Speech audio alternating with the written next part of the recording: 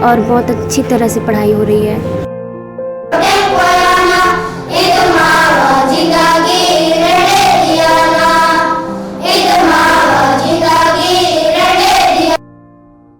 नमस्कार, मैं सतीश बौद्ध। आज हम आपको रामकृष्ण मिशन जो नारायणपुर में स्थित है और हम आज आश्रम में खड़े हैं। हमारे साथ मौजूद है यहाँ के संचालक स्वामी व्याप्तानंद जी। हम इनसे चर्चा करेंगे और जानेंगे, चूँकि लगातार रामकृष्ण मिशन अबूझमाड़ के बच्चों के लिए और वहाँ के विकास के लिए लगातार काम कर रहा है। हमारे साथ मौजूद है रामकृष्ण मिशन के संचालक यहाँ के बस्तर के स्वामी व्याप्तानंद जी।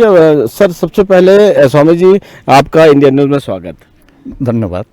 स्वामी जी, बताएंगे कि क्या उद्देश्य को लेकर रामकृष्ण मिशन कार्य कर रहे हैं? देखिए, उस समय के प्रधानमंत्री श्रीमती इंदिरा गांधी जी ने हमें रिक्वेस्ट किए थे जो कि ऐसे हमारे मध्य भारत में कुछ ऐसे जगह है जहां हमारी शिक्षा नहीं पहुंच पाई है और बहुत सारे मुश्किल से हम जूझ रहे हैं और भविष्य में और भी मुश्किल बढ़ सकता है। तो हम चाहते हैं कि एक रामकृष्ण मिशन आश्रम वहाँ खुले। तो उनके रिक्वेस्ट पर 1985 में ये खुला था। ये मूलतः इसमें शिक्षा, स्वास्थ्य और कृषि पर आधारित यहाँ का ग्रामोन्नयन, ये तीनों को लेके खुला था। और साथ ही साथ हम यहाँ का जो संस्कृति है, यहाँ के जो रहन सहन, धर्म, सबको उसको कैसे प्रिजर्व किया जाए, उसमें कोई भी मिलावटी ना हो। जैसे वो लोग आदिवासी लोग हमारे यहाँ पालन करते आए हैं, उनको कैसे रक्षण किया जाए वो हम करते हैं। एक चीज़ देखने में आया, क्योंकि इतने सालों से यहाँ पर लगातार रामकृष्ण मिशन काम कर रहा है, कितने बच्चे हैं आदिवासी यहाँ पर जो आपके आश्रम में पढ़ रहे हैं और कितने क्लास तक यहाँ पर शिक्षा होती है? यहाँ हमारे क्लास 1 से 12वीं तक शिक्षा की व्यवस्था है। अभी हमारे सब आवासीय विद्यार्थी जो है करीब 2600 बच्चे पढ़ रहे हैं हमारे भीतरी केंद्र एवं यहाँ टोटल 2600 आवासीय बच्चे पढ़ रहे हैं। इसमें यहाँ करीब 1150 बच्चे हैं नारायणपुर में जो क्लास 1 से 12 तक पढ़ते हैं। स्वामी जी, किस प्रकार, चूँकि अभी तक अबूझमाड़ का विकास नहीं हुआ है, 75 साल हो गए हैं आज़ादी को, अभी तक विकास नहीं हुआ। केवल रामकृष्ण मिशन ही अबूझमाड़ के अंदर जाता है और विकास करता है। जैसा पीडीएस का जो चावल वितरण है, राशन वितरण वो करता है, इस आंगनबाड़ी संचालित कर रहा है और बहुत सारे स्वास्थ्य को लेकर काम कर रहा है। तो आप लोग कैसे वहाँ तक पहुँचे और किस प्रकार विकास करें? देखिए, इसमें तो हार्डशिप है। मेन प्रॉब्लम है कि एक्सेसिबिलिटी नहीं है, हम नहीं पहुंच पाते, पहुंच विहीन जगह है। तो भी हम किसी प्रकार से, कहीं ट्रैक्टर से, कहीं 4 व्हील जीप से, मोटरसाइकिल से और पैदल से हम गांव-गांव तक पहुंचते हैं। यहाँ करीब 213 गांव है अबूझमाड़ के भीतर, जिसमें हमारे करीब 200 गांव में पहुंच है और हम 181 आंगनबाड़ी, मिनी आंगनबाड़ी चलाते हैं। ये सारे गांव-गांव में अवस्थित है। इसी कारण से पूरा अबूझमाड़ में हम जाते हैं और काम करते हैं और फैमिली से हम परिचित है। क्या तकलीफ होती है, चूँकि वहाँ की भाषा अलग है, बोली अलग, हर 5 किलोमीटर में भाषा चेंज हो जाती है, तो क्या समस्या आती है आप लोगों को? देखिए, हमारे विद्यार्थियों ने अभी तैयार हो गए हैं। हम विद्यार्थियों के सहारे से हम ये भाषा से समस्या मिटा लेते हैं। वो दोभाषी के रूप में काम करते हैं और हमको सारे काम वो समझा देते हैं। तो इसी प्रकार हम काम कर रहे हैं। अभी धीरे धीरे अबूझमाड़ के भीतर हिंदी का प्रसार भी हो रहा है, ताकि वो भी अपने भाषा से सबको नहीं कम्युनिकेट कर पाते हैं, इसलिए हिंदी थोड़ा सीख जाएंगे तो किसी को भी वो अपनी जो समस्या है वो बता पाएंगे। इसी कारण से थोड़ा हम हिंदी भी उनको सिखा रहे हैं। स्वामी जी, चूँकि आश्रम इतना बड़ा आश्रम है, 65 एकड़ में लगभग फैला है, तो इस आश्रम में आप ये देखेंगे कि मतलब बच्चों स्किल डेवलपमेंट के लिए क्या है बच्चों? हमारे ITI है जिसमें 10 ट्रेड है। 10 ट्रेड में हमारा करीब 350 बच्चे हर साल पढ़ते हैं, माने ITI करते हैं, तो इसीलिए ये तो है। स्वामी जी, चूँकि नक्सली क्षेत्र है नारायणपुर और अबूझमाड़ जो नक्सली व गढ़ है, वो किस प्रकार आप लोगों को रोड़े बनते हैं कि किस प्रकार के आपके विकास के काम में बाधा उत्पन्न करते हैं? देखिए, थोड़ा तो उनका शक रहता है कि शायद हमारे सहारे लेके पुलिस आ जाएंगे, लेकिन हम तो ये सब में नहीं रहते हैं, न तो राजनीति में रहते हैं, न तो कुछ। हमारे जो लक्ष्य रहता है मूलतः ये गरीब ग्रामीणों को हम कैसे सहायता पहुंचाएं और उनको अच्छा से एक जीवन जीने के लिए कैसे हम व्यवस्था कर सके, इसलिए शिक्षित कर देने के बाद ही ये सब अपनी जो समस्याएं हैं इस सब समस्या को सुधार सकेंगे। इसलिए शिक्षा के ऊपर हम मूलतः ध्यान देते हैं, उसके बाद स्वास्थ्य भी हम करते हैं, इसी प्रकार से चलते हैं। और वो लोग अभी हमको स्वास्थ्य एवं शिक्षा एवं कृषि में काम करने के लिए अनुमति दे दी है।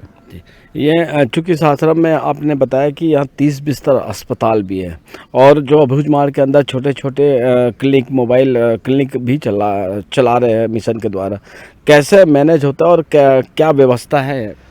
देखिए, यहाँ तो डॉक्टर्स रहते हैं, भीतर में हमारे हेल्थ वर्कर रहते हैं, तो उनको वहाँ रखा गया है ताकि जो पेशेंट आएंगे अगर साधारण होता है तो वो दवाई दे देते हैं, अगर कॉम्प्लिकेटेड कोई पेशेंट आते हैं तो उनको यहाँ पहुँचाते हैं। पहुँचाना मतलब हमको गाड़ी भेजना पड़ता है, वो कहीं से भी आके जहाँ से मोबाइल कनेक्शन हो जाता है मोबाइल से बात हमको पहुँचा देते हैं। हम साथ ही साथ गाड़ी भेजते हैं ताकि उनको लाते हैं, लाके हमारे हॉस्पिटल में उनकी इलाज कराते हैं। अगर यहाँ नहीं हो पाता है तो हम कभी कभी रायपुर रेफर अपने ले जाके चिकित्सा करा देते हैं, कहीं सेक्टर 9 में भी ले जाते हैं, कभी जगदलपुर में भी ले जाते हैं, ले जाके भिन्न भिन्न हॉस्पिटल में उनकी ये चिकित्सा करा देते हैं।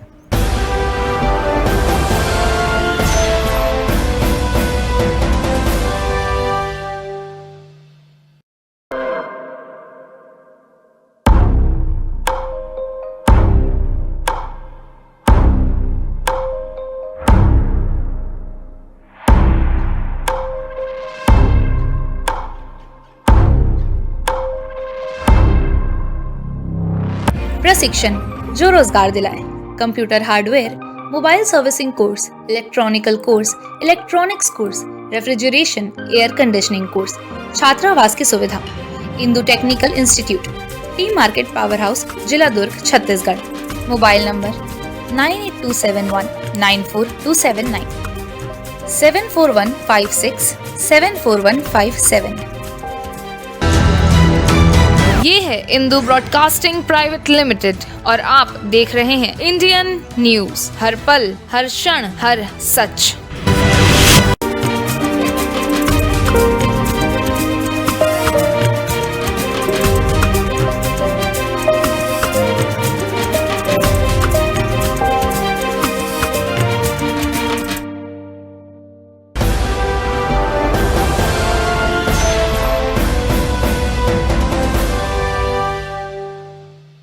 स्वामी जी, ये बताएंगे कि चूंकि इतना बड़ा आश्रम संचालित है और चूंकि बच्चे अबूझमाड़ से हैं, जब उन छोटे बच्चों को आप लेके आते हैं, उनको शिक्षा और स्वास्थ्य के प्रति उनको जागरूक करते हैं या उनको पढ़ाते हैं, तो क्या कठिनाइयाँ झेलनी पड़ती? चूँकि छोटे बच्चे, भाषा भी चेंज है और यहाँ हिंदी बोल रहे हैं आप और उनको दूसरी गोंडी और हल्बी और बहुत सारी अन्य प्रकार की भाषा है, तो क्या तकलीफ होती है स्टार्टिंग? देखिए, हम तो बच्चे को 6 साल के बाद जो बच्चे हैं उसको क्लास 1 में भर्ती कराते हैं।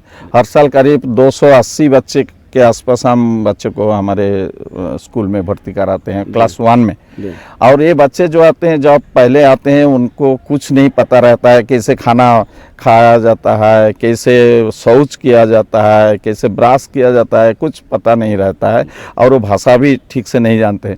तो उस दशा में हमने हमारे एक कर्मी है जो दोभाषी के रूप में काम करते हैं और उनको ये सारे चीज़ें सिखाते हैं। करीब 6 महीना लग जाता है उनको ये सब में अभ्यस्त करने में।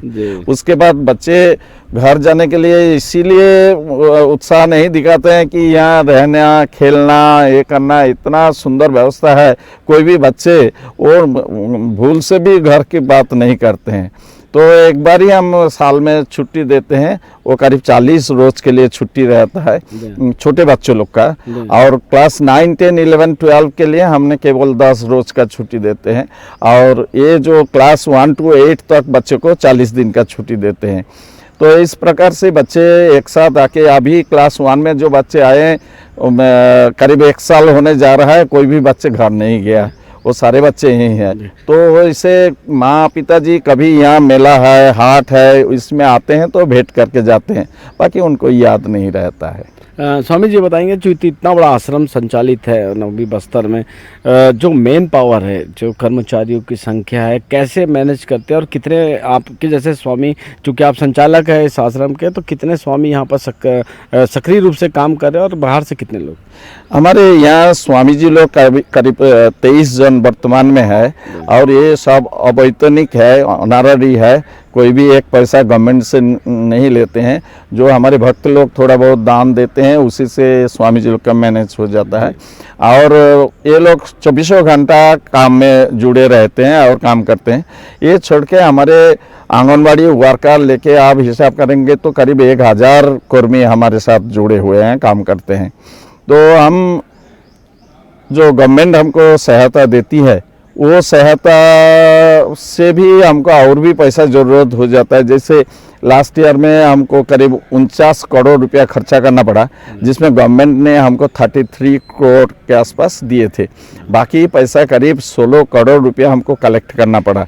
ये हमारे लिए थोड़ा मुश्किल हो जाता है, इतने पैसा कलेक्ट करना बहुत मुश्किल हो जाता है। तब भी किसी प्रकार से हम भगवान के ऊपर विश्वास करते हैं और इसी से हम आगे चल रहे हैं, काम हो रहा है। और सबसे बड़ी बात, ये जो लास्ट 3-4 साल में हमने हमारे दानदाताओं से स्कूल, उसमें 51% गवर्नमेंट सहायता दिए हैं और 49% हमने कलेक्ट किया, उससे भी अधिक पैसा खर्चा हुआ। ये छोड़ के हॉस्टल बिल्डिंग, गर्ल्स हॉस्टल और बॉयज़ हॉस्टल सब जगह में हमने दानदाताओं से पैसा लेके किया। और 6 जगह में hostel, school, staff quarter, boundary wall, ये सब हम कर रहे हैं। ये सबसे बड़ी बात है कि इस बिहाड़ जंगल के भीतर ये सब काम करना बहुत मुश्किल है। आपको एक उदाहरण देना चाहूँगा। एक ईंट रायपुर से लाने में हमको यहाँ 4.5 रुपया पड़ता है, जब हम कोतुल पहुँचाते हैं 11.5 रुपया उसका कीमत हो जाता है। तो इसी प्रकार से हमको बहुत कठिनाई से काम करना पड़ता है और हम उसको किसी प्रकार से मैनेज कर रहे हैं। और सबसे बड़ी बात है कि यहाँ इतने पर्यटन के लिए लोग आते हैं, तो इनके लिए हमारा कर्तव्य बन जाता है कि इस आश्रम परिसर को सुंदर करके रखें, ताकि जो लोग यहाँ देखने आते हैं उनको आनंद हो, वो आनंद लेके जाए। तो इसी लिहाज से हम इसको इतना सुंदर करके रखते हैं, ताकि जो भी विजिटर्स आते हैं, जो पर्यटक आते हैं, तो उनको आनंद मिले। स्वामी जी, एक चीज़ देखने में आया कि यहाँ से जो बच्चे निकल के जा रहे हैं, बहुत सारे बच्चे CGPSC में सेलेक्ट हुए हैं, तो उनके कोचिंग की क्या व्यवस्था है, किस प्रकार उनको टीचिंग दिया जाता है? इसमें तो देखिए ज़्यादा पैसा हमको नहीं रहता है। हमको ज़्यादातर बच्चे को बाहर पढ़ाने के लिए स्कॉलरशिप देना पड़ता है। हमको सालाना करीब 40 लाख से ऊपर हमको स्कॉलरशिप देना पड़ता है। करीब 80 बच्चे पढ़ते हैं बाहर। ये छोड़ के हमको जो कोचिंग के लिए जो व्यवस्था है, हम एक फिजिक्स वाला करके एक कोचिंग जो देते हैं, उनसे कांटेक्ट करके वो हमारे बच्चों को कोचिंग देते हैं ऑनलाइन में। तो ऑनलाइन में बच्चे क्लासरूम में बैठते हैं और हमारे बड़ा बड़ा टीवी हम रखे हैं, उससे उनका कनेक्शन कर देते हैं। बच्चे प्रश्न भी कर सकते हैं, बच्चे सब कुछ सीखते हैं फिजिक्स वाला से। यहाँ के बच्चे नेशनल खेल रहे हैं, नेशनल खेल रहे हैं लगभग 140 बच्चे, जो हमने अखबारों और टीवी चैनलों के माध्यम से देखा था। कौन कौन से खेल में बच्चे पूरी तरह निपुण हो चुके हैं और नेशनल के अलावा इंटरनेशनल खेले कि नहीं अब तक? देखिए, हमारे सबसे ज़्यादा बच्चे खेलते हैं फुटबॉल। फुटबॉल में अभी जूनियर से लेकर सब जूनियर से लेकर के सीनियर तक सब बच्चे खेलते हैं। अभी सीनियर बच्चे खेल रहे हैं। अभी आई लीग खेलने के लिए कल जाएंगे, आई लीग 2nd डिवीज़न खेलने के लिए बेंगलोर जा रहे हैं हमारी टीम। और हमारे छत्तीसगढ़ चैंपियन विगत 6 साल से सारे ग्रुप के टीम हमारे छत्तीसगढ़ चैंपियन रहा।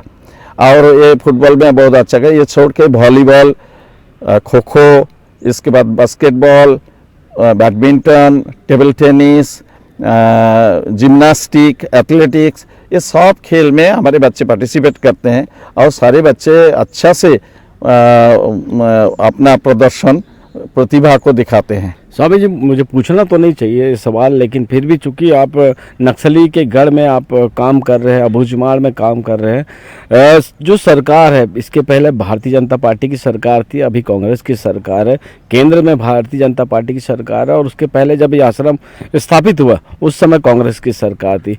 तो दोनों सरकार आपको कितना मदद की? देखिए, सब सरकारी हमारे पास सरकार है या सब लोग सहायता किए। बात यह है कि हम खुद राजनीति नहीं करते हैं और जनता जिनको चुन के देते हैं वही हमारे जनार्दन है, तो उनको हम मान्य करते हैं, मान के चलते हैं। आज कांग्रेस है, काल और दूसरे कोई आएगा, ये उनको हमको मान के चलना पड़ेगा। तो इसलिए इतना बड़ा संस्था को चलाने के लिए हमारे संस्था के साथ और सरकार के साथ बहुत तालमेल रहना चाहिए, तो वो हम करते हैं। किस प्रकार सरकार आपको फंडिंग कर रही है? और जैसे पर आपने बताया कि कम हो जाता है पैसा, तो सरकार से आप डिमांड, चूँकि सामने हमारे जो छत्तीसगढ़ में सबसे बड़ा स्टील प्लांट है भिलाई स्टील प्लांट, उनका क्या मदद मिलता है? भिलाई स्टील प्लांट से हमको रिसेंटली 2 OPD के लिए पैसा दिए हैं और उनका खोड़गांव में भी उनका कार्यक्रम में पैसा दिए हैं, और मोबाइल संचालित है, खेल में भी हमको सहायता कर रहे हैं। फुटबॉल में पर्टिकुलरली ये जो आई लीग खेलने जा रहे हैं वो हमको CSR फंड से पैसा दे रहे हैं। ये छोड़ के हम एक सेल खेल ऑर्गेनाइज करते हैं, उसमें भी पैसा दे रहे हैं, और दूसरों खेलों में भी वो सहायता करते हैं। आप छत्तीसगढ़ की जनता, इंडियन न्यूज़ के माध्यम से आप क्या अपील करना चाहेंगे कि छत्तीसगढ़ की जनता, ताकि इस आश्रम में उनका सहयोग हो, क्या अपील करेंगे? क्या हम तो अपील ये करेंगे कि उनके शुभेच्छा हमारे साथ रहे और उनकी सहायता जितने भी कम हो, जो भी हो, अगर सहायता आते हैं तो हम हार्दिक रूप से उसको अभिनंदन करते हुए हम उसको एक्सेप्ट करेंगे। और सबके शुभेच्छा, शुभकामनाएं हमारे काम में है। जो इतने बड़े काम हम कर रहे हैं उसमें सबका शुभेच्छा, शुभकामनाएं रहना चाहिए। हम श्री रामकृष्ण, माँ शारदा और स्वामी जी का फॉलोअर्स है और उन्हीं को, उनके पदानुसरण करके ही हम चलते हैं। उनका आदर्श हमारे आदर्श है, तो इसी आदर्श को लेके हम चलते हैं। तो इसमें छत्तीसगढ़ के जनता हमको बहुत ही मदद करते हैं और हमारे साथ जुड़े हुए बहुत लोग हैं। तो मैं इसके लिए उनको धन्यवाद भी देना चाहूँगा, आभार प्रकट करना चाहूँगा कि ये हमारे साथ रहे और हमको मदद इसी प्रकार से करें। ये थे स्वामी जी जो यहाँ के संचालक है नारायणपुर रामकृष्ण मिशन आश्रम के। इन्होंने कई सारी बातें बताई, क्योंकि जो इनको फंड की जो तकलीफ है, तो इनका मानना है कि ज़्यादा से ज़्यादा लोग यहाँ पर दान करें, ताकि जो आदिवासी बच्चों का भविष्य वो बना पाए और जो स्वास्थ्य की सुविधा जो यहाँ दे रहे हैं उसमें उनकी मदद हो। मेरे सहयोगी प्रवीण के साथ सतीश बौद्ध, नारायणपुर, बस्तर।